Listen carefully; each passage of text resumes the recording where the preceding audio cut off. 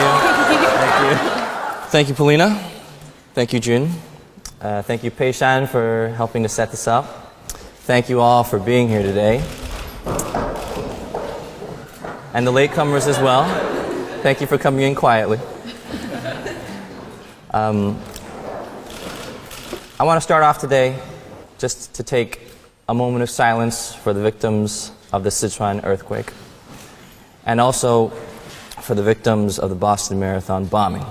So let's just take a minute to pay our respects to them.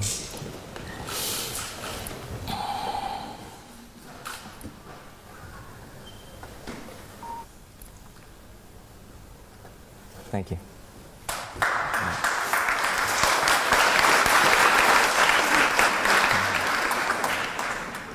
I never thought I would be addressing you, the esteemed members of the Oxford Union, without a guitar or an erhu, without my crazy stage hair, costumes.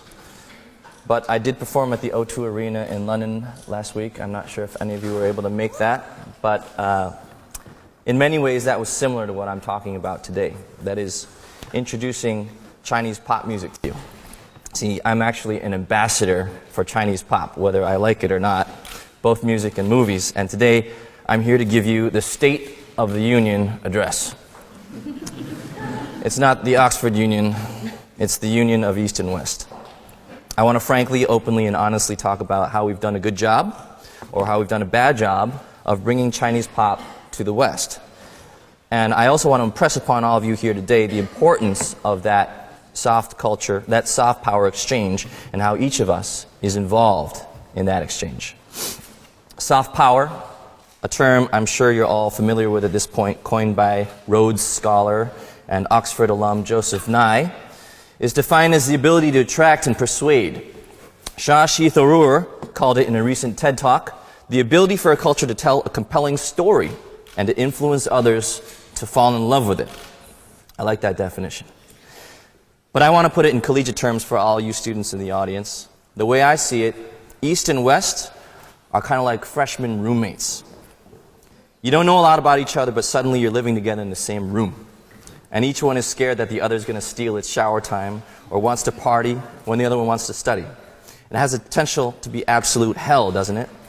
We've all had horror stories of that roommate. We've all heard about those stories. I know a lot of students here at Oxford have your own separate bedrooms. But when I was a freshman at Williams College, I was not so fortunate. You're kidding me. Woohoo! All right, great. Well, I had a roommate, and he was that roommate. Let's just call him Frank.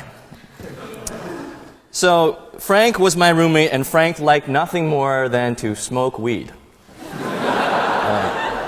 And he did it every day. And Frank had a 2-foot-long bong under his bed that was constantly being fired up. For those Chinese speakers in the audience, Frank would hold Li Quan Kai on that bong every day. All right. So I guess I was kind of the opposite of Bill Clinton, who tried marijuana but didn't inhale. See, I didn't try marijuana, but I did inhale. Every single day.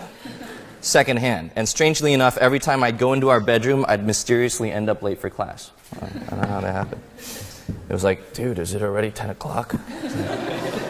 So, how many of you have lived with a Frank? Or could be a Frankette? Having a roommate can be a recipe for disaster, but it also has the potential for being the greatest friendship you've ever had. See, Frank, he didn't make it to second year. And I got 2 new roommates second year, Stefan and Jason. And to this day, the 3 of us are the best of friends. So going back to my analogy of East and West, as roommates, do we want to be Frank or do we want to be Stefan and Jason? And I think in this day and age, in 2013, we should all be striving for the latter, shouldn't we? I mean, I'm assuming that we all agree that this is the goal we should all be striving for. Now let's look at where we are in reality. Recent headlines in the media include Foreign Policy magazine, China's victim complex. Why are Chinese leaders so paranoid about the United States? Or the AFP, the Agence France Presse. Human rights in China worsening, U.S. finds. Bloomberg says, on the cover of this magazine, yes, the Chinese army is spying on you. And it's such a great one that I just wanted to show you the cover of the magazine. All right. Yes. Be very afraid. Okay. Was I showing that too right? Okay.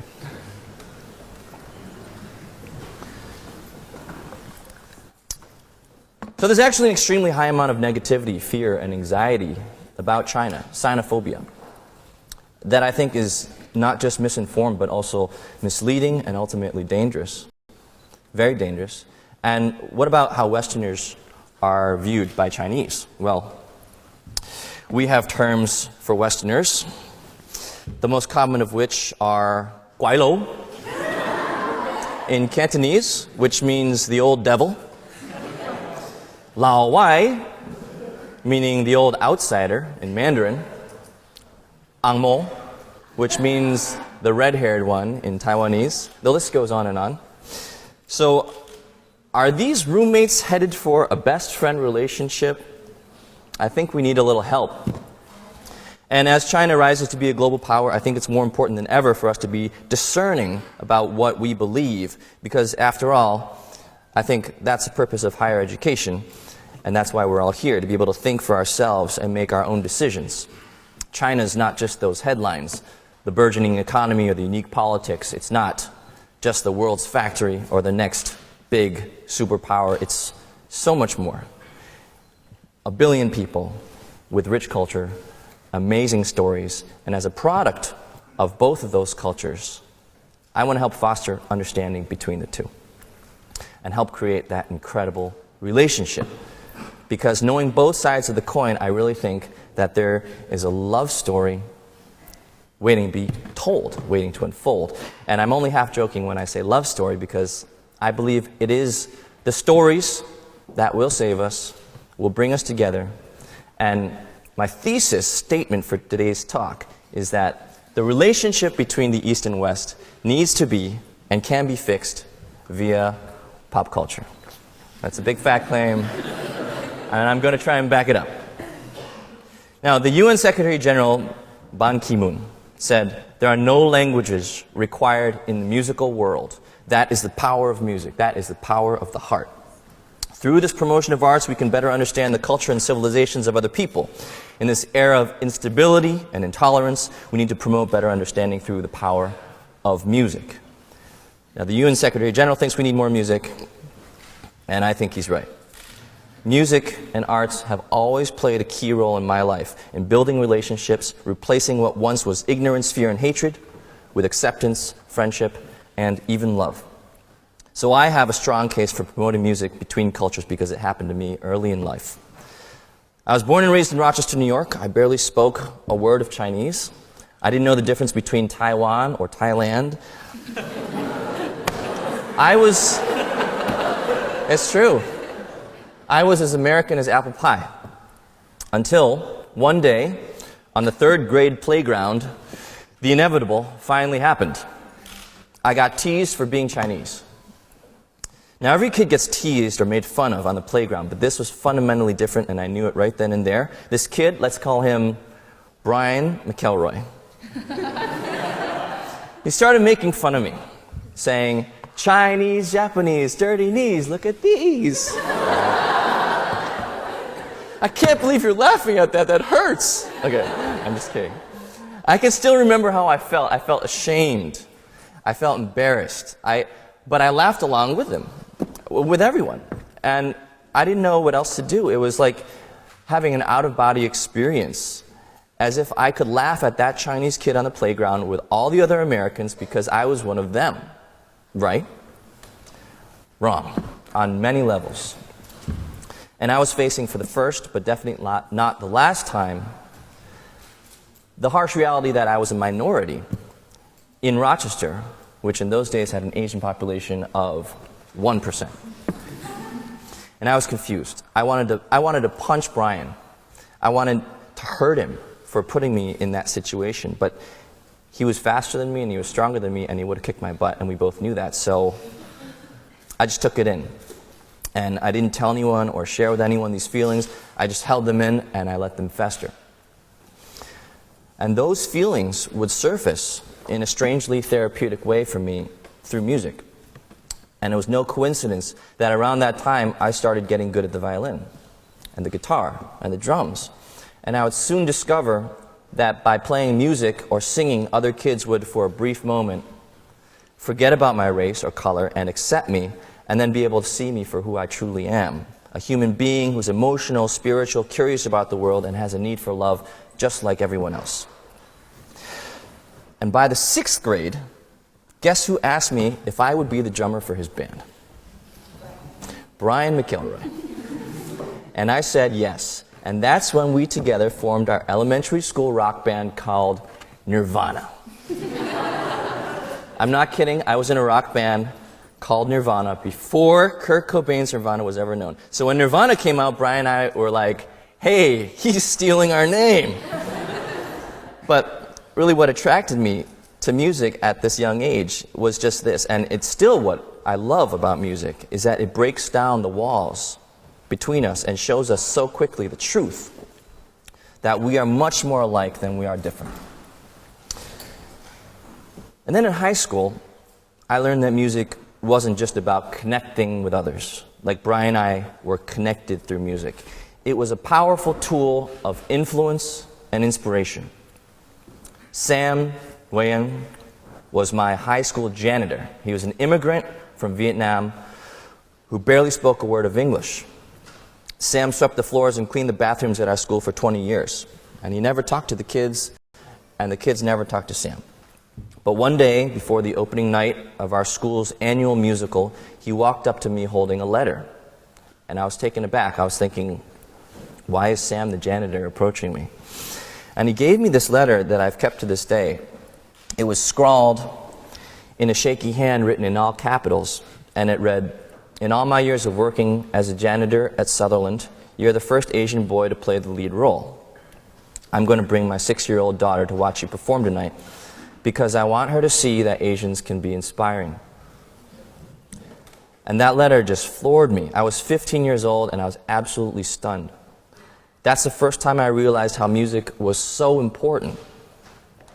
With Brian, music helped two kids who were initially enemies become friends. But with Sam, music went beyond the one-on-one. It was an even higher level. It influenced others I didn't even know in ways I could never imagine. I can't tell you how grateful I am to Sam the janitor to this day. He really is one of the people who helped me discover my life's purpose. And I had no idea that something I did could mean more than I ever imagined to an immigrant from Vietnam who barely even spoke English. Pop culture, music, and the other methods of storytelling, movies, TV dramas, they are so key, and they do connect us, like me and Brian, and do influence us and inspire us. Then let's take another look at the State of the Union, the East-West Union, with this soft power bias. How is the soft power exchange between these two roommates? Are there songs in English that have become hits in China? For sure. How about movies? Well, there are so many that China has had to limit the number of Hollywood movies imported into the country so that local films can even have a chance at success. What about the flip side of that? The Chinese songs that have hit in the West? Well, yeah. And movies. Well, there was Crouching Tiger. That was 13 years ago. And, well, I think there's a bit of an imbalance here. And I think it's a soft power deficit, let's call it that, when we look in this direction. That is to say, the West influences the East more than vice versa. And forgive me for using the East and West kind of loosely, but I think it's a lot easier to say this than the English-speaking language or the Asian-speaking language or the Chinese, or getting into specifics. I think I'm making generalizations, and I hope you can go with me on this. And is this intrinsically a problem, this imbalance in pop cultural influence? And I think so. I think in any healthy relationship or friendship or marriage, isn't it important for both sides to make an effort to understand the other, and that this exchange needs to have a healthy balance? And how do we address this? As an ambassador for Chinese pop music and movies, I have to ask myself the question, why does this deficit exist? Is it because Chinese music just is lame? And don't answer that, please. Yeah, I can just see someone being like, stop complaining and write a hit song. Psy did it, you know. But actually, there's truth in that. And the argument being that the content we've created just isn't as internationally competitive. And why should it be? Well, look at Korean pop. Look at K-pop, for example. Korea is an export-based economy, and they're outward-looking, and they must be outward-looking. Chinese pop, on the other hand, can just kind of stay domestic, tour all over China-speaking territories, and comfortably sustain. So when you're that big and powerful, there are over 160 cities in China with 1 million or more people. You tend to kind of turn inward and be complacent. So there certainly can be an argument made for Chinese pop being not marketed with international sensibilities in mind. But the other side of the argument, I think, is more interesting and thought-provoking and even more true, that Western ears aren't familiar with and therefore don't really understand how to appreciate Chinese music. Ouch. Okay. The reason I think that argument holds water, though, is because that's exactly what I went through. So I happen to know a thing or two about learning to appreciate Chinese pop as a Westerner. Because I was 17 years old when I went from being an Asian kid in America to being an American kid in Asia. And the entire paradigm suddenly got flipped on its head. I grew up listening to the Beastie Boys, Led Zeppelin, Guns N' Roses, and I found myself in Taiwan listening to the radio and thinking, where's the beat? Where are the screeching guitar solos? So here I am, this American kid in Asia, listening to Chinese music for the first time and thinking, this stuff is lame. I don't like it. I thought it was cheesy. Production value was low. The singers couldn't belt like Axl Rose or Mariah Carey. But then one day, I went to my first Chinese pop concert, and it was Yu Chenqing, Harlem U. Yeah, performing in the Taipei Shejiaoguan, the Taipei Music Center. And as he performed, I looked around at the audience and I saw their faces and the look in their eyes, the responsiveness to his music. And it was clear to me, finally, where the problem lay. It wasn't that the music was lacking, it was my ability to appreciate it and to hear it in the right way. The crowd, they would sing along and be totally immersed in his music, and I had this epiphany that I was missing the point, and from now on, I was going to somehow learn how to get it. I was going to learn how to hear with local ears, and I deconstructed and analyzed what it was that made Chinese audiences connect with certain types of melodies and rhythms and song structures and lyrics, and that's what I've been doing for the past almost 20 years. And it took me a long time, and I'm still learning, but at some point, I not only began to be able to appreciate the music, but I started being able to contribute to it and create my own fresh spins on the tried and true. And I think this happens to everyone, really, who's on the outside looking in. It always looks strange. If you look at things from your perspective, you're always going to think that these people are weirdos. What's wrong with them? Why are they listening to this stuff? And I'm saying that you can make an effort and get it. It can be done, and I'm living proof of that. And as an ambassador of Chinese pop, I'm trying to get people to open up to a sound that they may not feel is palatable at the first listen. So what else can we do to reduce this imbalance in our popular cultures? Well, maybe give a talk at the Oxford Union. Tour more outside of China. But seriously, actually, I think the tides are already starting to change. Very slowly, very cautiously, almost calculatingly. You see more cross-cultural exchange now, more interest in China, definitely. A lot of joint ventures, a lot of co-productions in recent years. Iron Man 3, Transformers 53. Resident Evil, really, it's beginning to be kind of like a world pop. And that's what I'm looking forward to, and that's what I'm focusing on these days. There was J-pop, there was K-pop, there was C-pop, and there's like this W-pop that's kind of starting to emerge, this world pop. And I think, yeah, I love that idea, that it's not world music. It's not like, there used to be a section in HMV called world music. That was like ethnomusicology class in college. No, but world pop is more about breaking and tearing down age-old stereotypes, the artificial confines that have kept us apart for way too long. It's a melting pot and it's a mosaic that even when we look up close, we'll still see the colors and the flavors of each culture in detail. And where can we go to listen to world pop? I don't think there's a world pop station or a magazine, unfortunately. There are none, there should be. But there is the internet, and YouTube has proven to be a driving force of world pop. Britain's Got Talent made Susan Boyle the hottest act in the world, and she achieved that not through the record labels or the networks, but through grassroots sharing. Gangnam Style is another great example of how that just took over and became a huge worldwide world pop phenomenon. So world pop also suggests a worldwide pop culture and something that can be shared by all of us and give us a lot of common ground.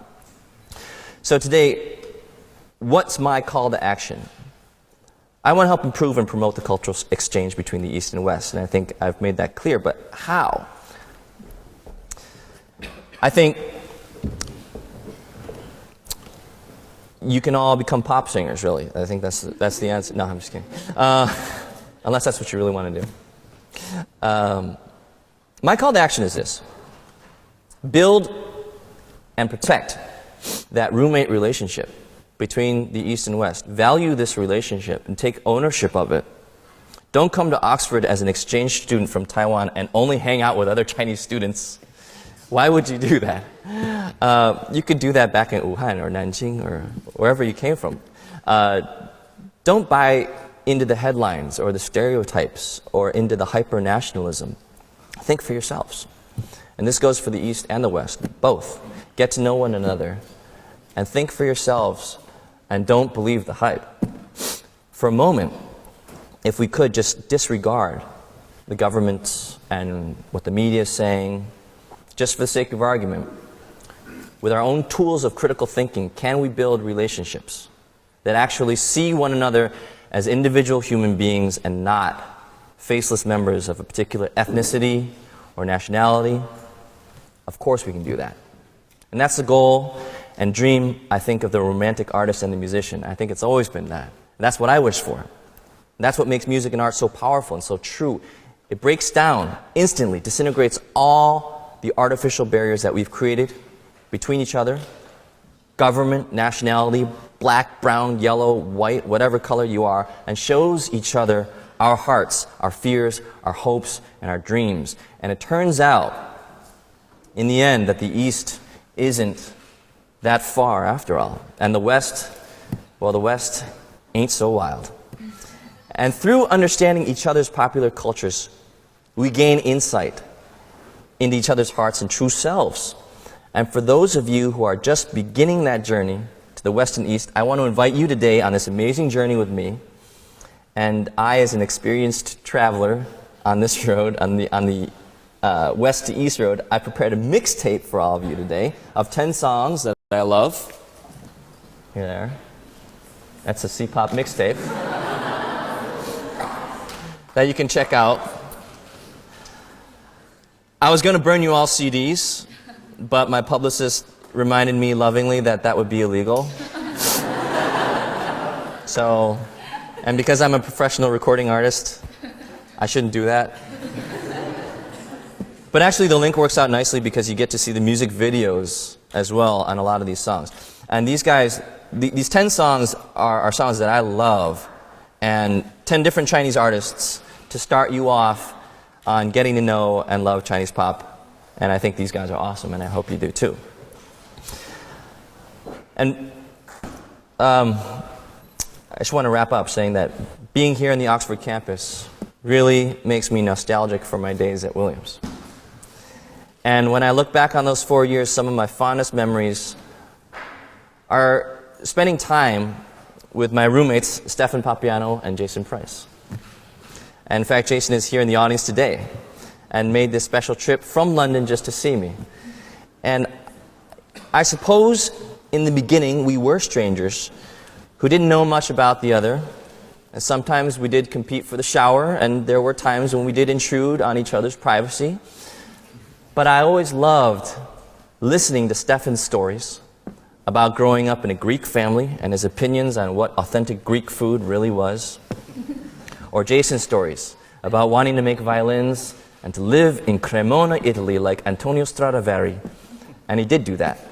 And I'll never forget, many years later, when I played a Jason Price handmade violin for the first time, and how that felt. They were always attentive and respectful when I'd tell them about what it was like for me growing up in a Chinese household with strict parents who made me study.